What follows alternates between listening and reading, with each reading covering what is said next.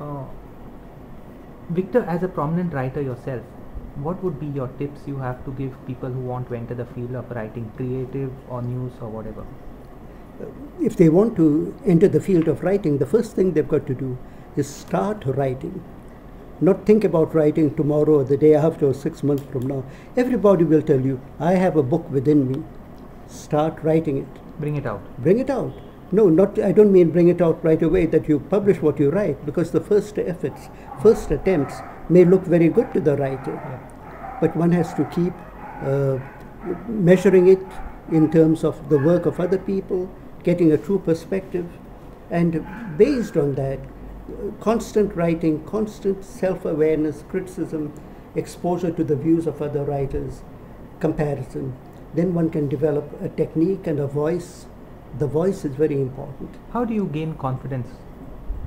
One gains confidence partly by showing it, first of all, to one's friends and relatives, which can be dangerous, because most people will praise your work right away.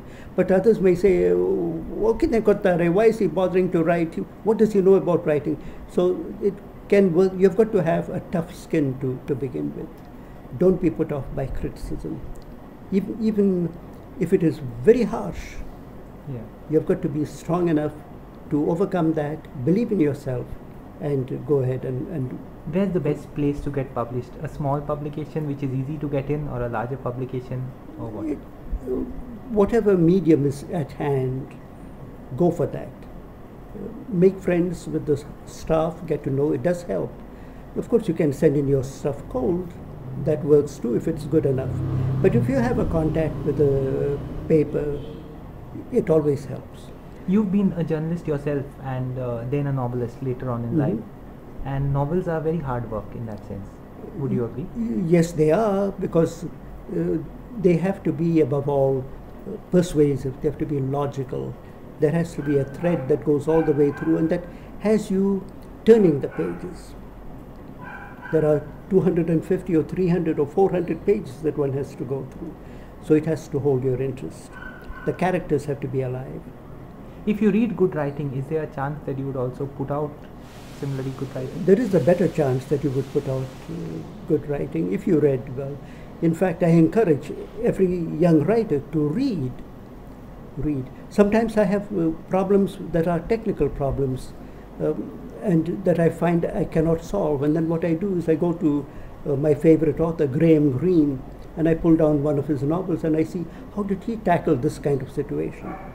And sometimes what worked for him will work for me too. As far as the net goes, do you have any hints for what young writers could learn from the net? I think they could learn a lot from the net if they are prepared to follow up on whatever opportunities appear on the net. And something that happened with me, for example, whenever questions came up about literary technique, I would write a small piece and send it out to the people who asked for it. All of a sudden I got an email from someone asking whether I could go to Mauritius to conduct a week-long writer's workshop there. And I said, it's so far away. They said, we will pay all your expenses. Now that, because I was just sharing what little I knew about the craft of writing with an audience that I did not know who was included in it, but it turned out that some people benefited in some ways, but the writers in Mauritius benefited in a much more personal way, because Lee and I were there for 5 days. There were 70 people who took part in the workshop. The president of Mauritius got involved, and at a reception he invited the diplomatic corps of about 30 countries. Ambassadors came to this writers' workshop opening session. So it's quite fantastic. So in this field too, in writing, sharing has a lot of potential. A lot of potential. One reason I share is that somebody who's a very big name in Indian literature shared with me. This was Mulk Rajanand. I called him up in 1988. I was in Goa. And I said, can I come and see you? Because I'd always admired his work. And he said, I'm very short of time, but do come, I'll give you 15 minutes. We spent 3 days together talking about writing. And one of the things he said to me, Ribeiro, if you want to be a writer of fiction, go back to your childhood. and then you'll never be short of stories. That was a fantastic bit of advice. And I share that with everybody, every young writer or old writer. Go back to your childhood. You'll have plenty of stories to write. I think it's amazing that you are still mentoring young people and kind of pushing them on.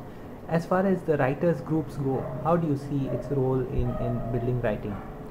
Writers groups are very important because they do help a person to develop. In fact, just 2 days ago, I got an invitation from my old writers group saying, if you're back in